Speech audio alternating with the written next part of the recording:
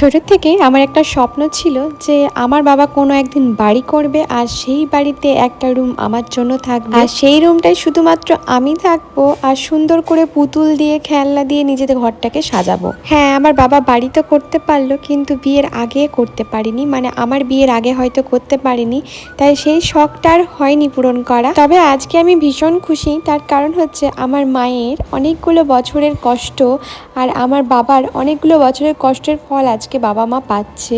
আমার বাবা মা সারা জীবন সৎ থেকেছে। মা সকাল সকাল উঠে দেখো শাড়ি পরে নিয়েছে আর যেই জিনিসগুলো দরকার ছিল সেই জিনিসগুলো এই বাড়ি থেকে নিয়ে চলে যাচ্ছে।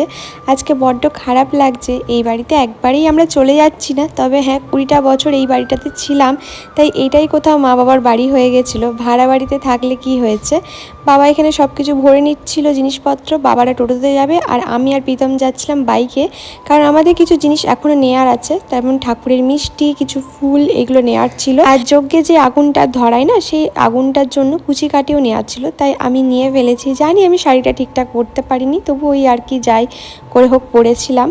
আর আমি চলে এসলাম ফ্ল্যাটের নিচে। আমি অনেক বছর আগে এসেছিলাম, এখন আবার অনেকগুলো বছর পর আসছি বাড়িটায়।